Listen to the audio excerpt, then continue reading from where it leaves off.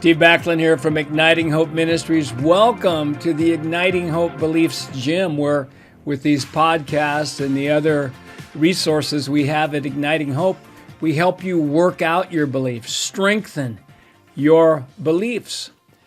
What we believe is more important than what we do, and as we decide what we're going to believe, then we get a plan to strengthen them. You're listening or watching this podcast is part of that. Hey, one area where as we push against resistance, because again, even in the natural, weightlifters push against resistance to build muscle, same way with our souls and spirit. And one of the resistance is frustration, or when we're tempted to be frustrated.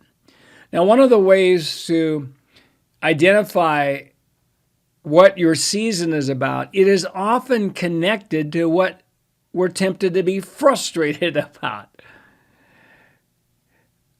Life, what's happening in our nation, relationships, finances, personal habits.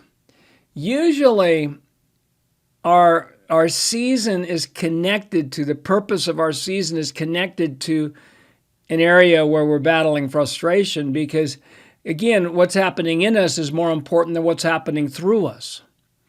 And so if we can identify, okay, what is God doing in me that's connected to this that I'm tempted to be frustrated about, or I am frustrated about, then that's going to give you insight.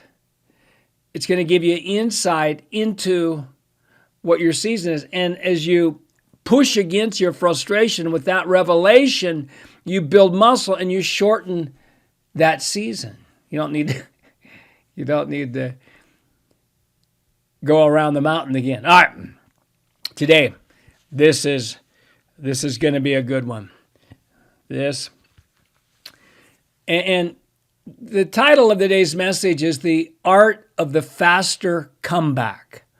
The art of the faster comeback. And I'm not talking about a comeback when somebody says something and we have a witty comeback. I'm talking about resilience.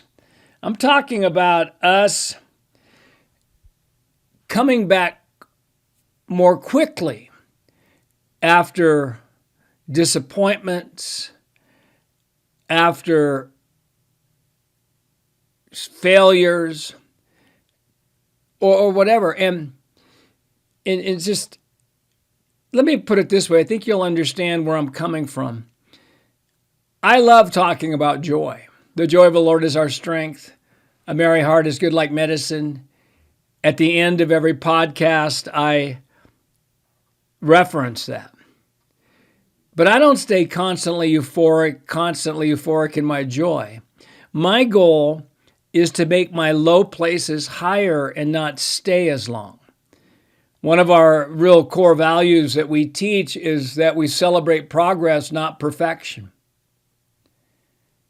It's in that celebration. Wow, I didn't go as low as I used to, and I didn't stay as long as I used to. I am learning the art of coming back and bouncing back. Woohoo!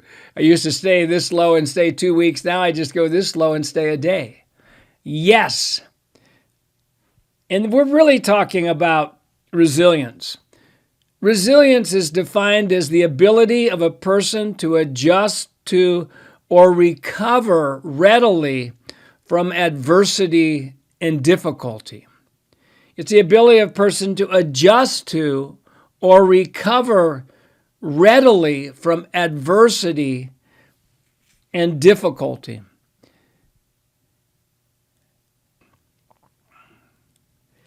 Now, let me give you some beliefs that I have that has speeded my comeback, that's created a faster comeback. And some of these are very familiar to you if you've been connected to Igniting Hope. So they're core beliefs that strengthen resilience. The first is there is always a solution. It's one of my core beliefs. There is always a solution. Now this, we may not know what the solution is. But our brain is like a search engine that once it believes there's a solution, it will look for it and find it even in the most difficult situations. The belief that there's not a solution is almost always a bigger problem than what's going on. And once the brain does believe it, it's gonna look for it. And you could be $1 million in debt today. There's a solution. You could have just lost your job. There's a solution. You could have a negative medical report. There's a solution. There's always a solution. That 1 Corinthians 10:13 says, no temptation has come upon you except which is common to man. And God is faithful, who will not allow you to be tempted beyond what you can bear. And with the temptation will provide the way of escape, the solution that you may be able to bear up under. And then another great belief that we have is we'll thrive no matter what happens. I'll thrive no matter what happens. And I remember when COVID happened and all of my travel was canceled, and it was a season of uncertainty. Well, I decided to say I will thrive no matter what happens repeatedly.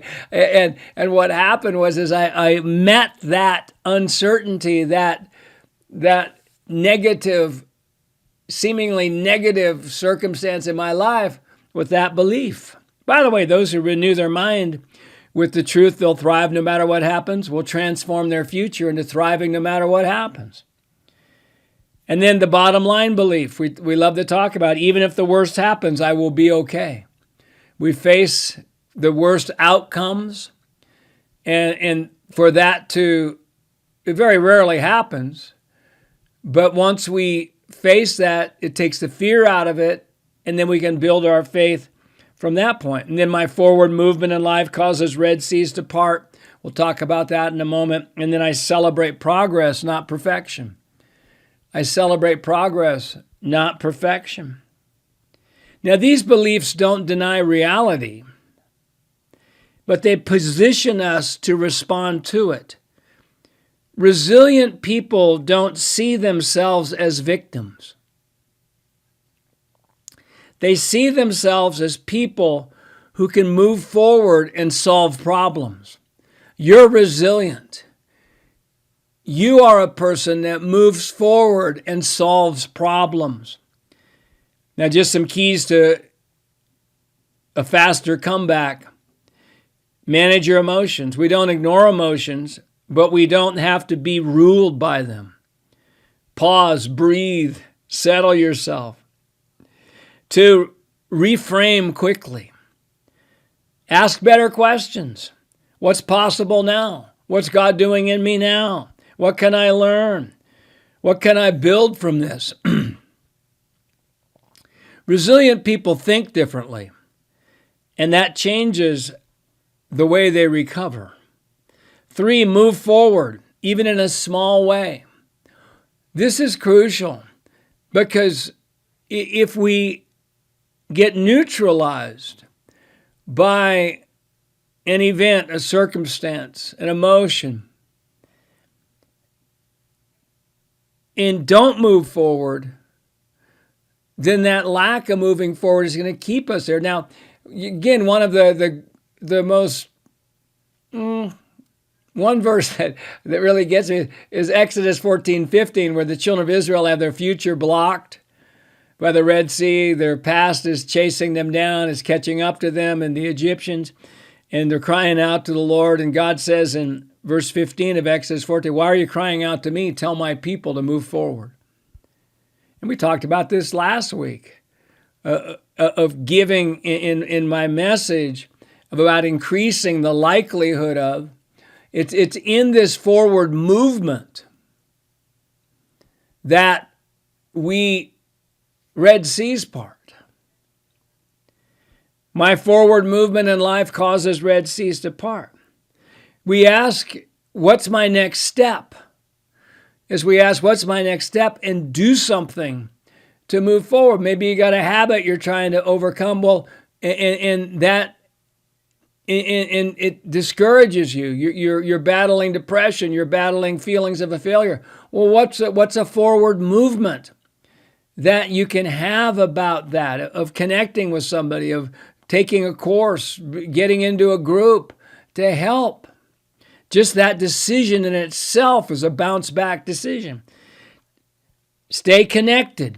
Resilience grows in relationships. Isolation slows recovery. Take ownership of our response. We may not control what happened, but we can always control our response. This is where our power is. Our power is in our response. And then again, we celebrate progress, not perfection. Many people stay down too long because they expect instant recovery, but growth happens in steps. Small wins matter. Forward movement matters. Momentum matters. When we celebrate progress, we build momentum, and momentum helps us rise faster.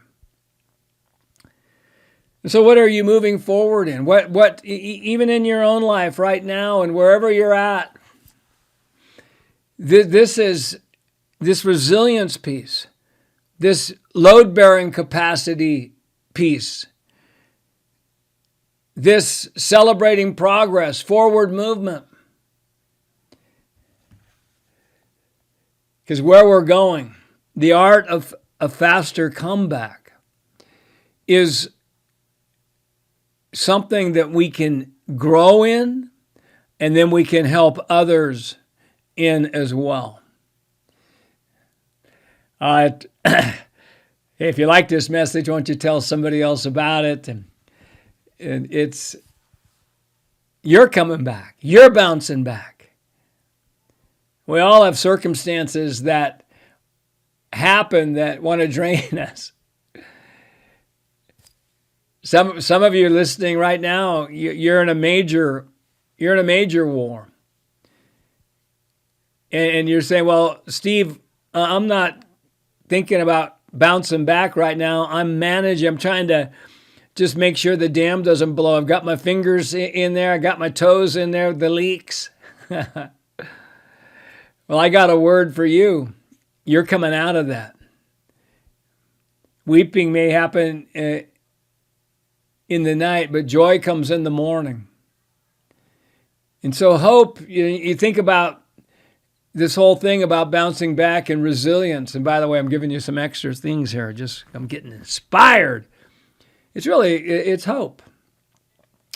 The question of what do I need to believe to have hope in this area is going to speed the bounce back. Because if we don't have hope, then the lies, the negative strongholds are protected by hopelessness. But once we're willing to have hope, then the bounce back is happening. And I say willing. It doesn't feel that way. But to get our hopes up again, it's risky. Because people who have suffered challenges, difficulties, loss, then that's the fear. Do I want to get my hopes back up? But what do I need to believe to have hope? That is such a good thing. Hey, thanks so much for listening. Hey, I'm going to be in Carmel, Indiana, April 10th through 12th, Overflow Church. It's going to be great meetings. It's going to be meetings that will help us clarify our assignments in this season. And it's going to just be a Hope Joy meetings as well. It's near Indianapolis. And then I will be in Houston, Texas, Victory Church on May 15th through 17th. We always love having Igniting Hope people come. We were just in Powell, Ohio, and it's so good to have podcast listeners there and just being a part, connecting with me for a few minutes. I love that. Then we have our Abounding Hope and Joy Conference the last Friday and Saturday of May in Redding, California. You You can find out about that at ignitinghopeacademy.com. And we're starting up on April 6th, 2025. If you're current in listening to these, we're starting our transformational mind renewal course. And that is our 5-month online course, a few hours a week, made for people on the go. And it takes my 5 steps of radical mind renewal. We want as many people to be a part of that as possible. If you love these podcasts and you're looking for something more, that's a great thing. And if you cannot afford that, just email us at info@ignitinghope.com. Tell us what you can do. And we don't want finances to prevent anybody from taking that course. Wendy's starting a mentorship, and that is at ignitinghopeacademy.com to find out about that. And we just did our taste and see for the Backlund Leadership Academy, where we had visitors visit in on our classes and how we do our leader development meetings. If you missed that and you would like to get a recording of that, you can go to info@ignitinghope.com, or you can sign up to be on our interest list for the Backlund Leadership Academy that starts in September. I believe if people spend 9 months with me, they'll never be the same again. I've seen that over and over again. And so that's happening. ignitinghopeacademy.com. You're going to find information about the academy. All right. Wow. Got a lot of things going.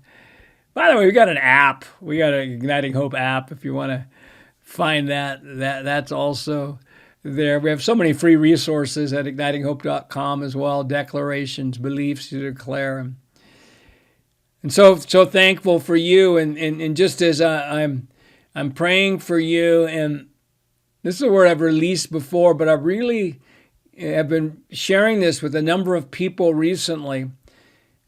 I'm hearing this, that God is giving you grace to self-prune in this season, to self-prune. John 15 talks about pruning, and we know this with plants, cutting back. You cut back, and then you're going to bear more fruit in the long run, but it seems like a setback. It seems like a negative, but it's really a positive. And I see the Lord just right now, and this is a season where He is identifying key relationships. And I want to talk a little bit about relational pruning, because this is a time where, relationships don't stay the same through the years. Some do, but there's seasons for different relationships. And I'm hearing that for some of you, that this is a time of evaluation of who you're investing your time and who you're spending time with. And some of you, there's going to be a real clarity of pruning back, and so that you can give yourself to what the Lord has for you in this season. And I want to tie it into Luke 10, where Jesus sent out His disciples, and He said this. He said, look for the man of peace. Look for somebody as you go into these various cities and you go into these places to evangelize, to influence these people. Look for somebody that you connect with, who's responding, that you can work through.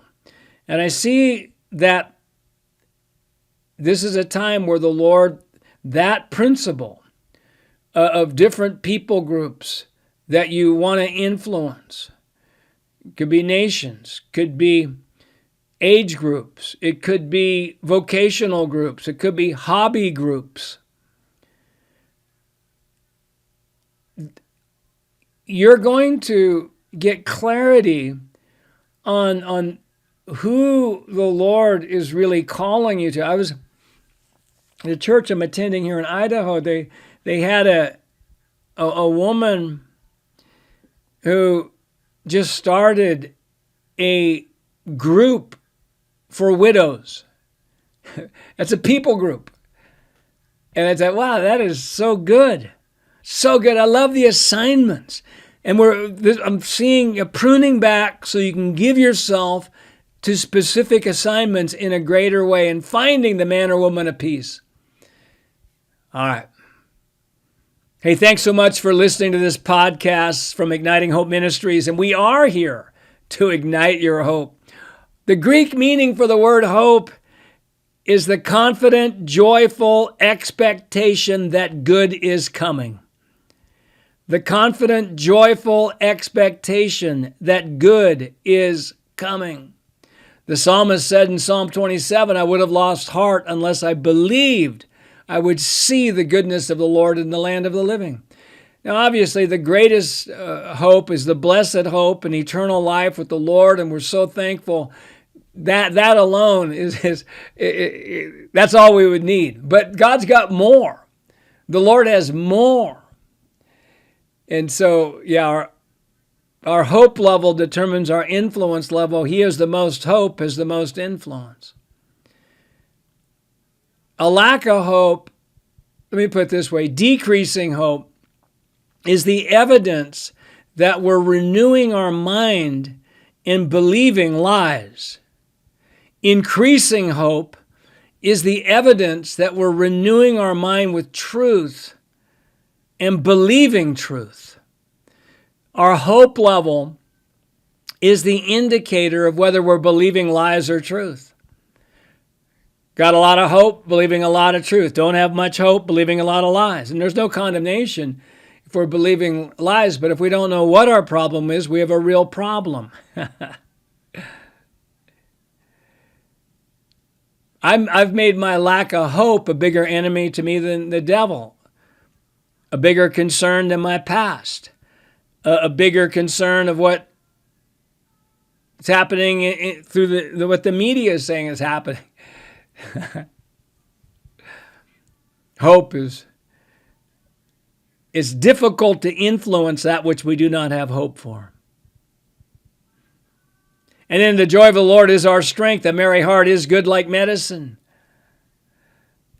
Dr. God says, Steve, I've got a prescription for you. I want you to laugh heartily 3 times a day.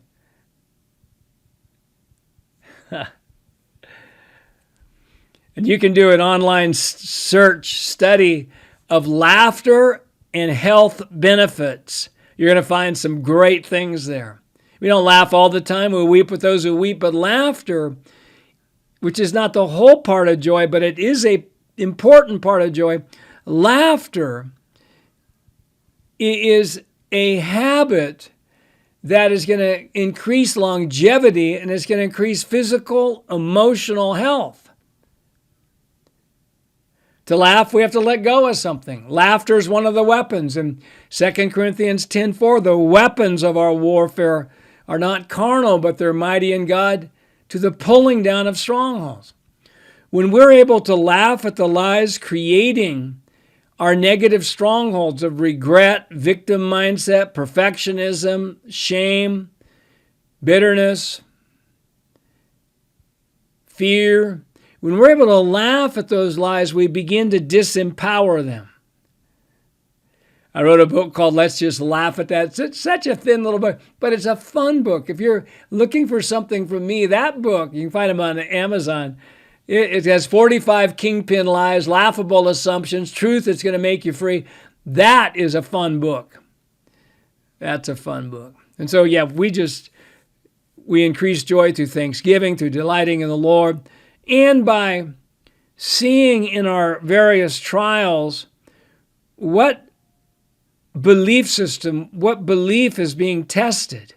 Because our various trials are always trying to lie to us about God, ourselves, about our future, about other people. And when we're able to say, oh, I see what's happening here. I see what that trial's trying to get me to believe. Then we can say this, you're lying to me. You're lying to me. Delete.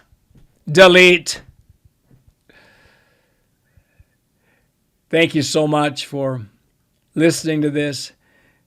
Thank you for your prayers. Thank you, Vision Partners, for your support of Igniting Hope. If you're interested in what our Vision Partner ministry is, go to ignitinghope.com and you can find that under giving. All right. Hey, God bless you. Thank you so much again for listening or watching this podcast on YouTube. God bless.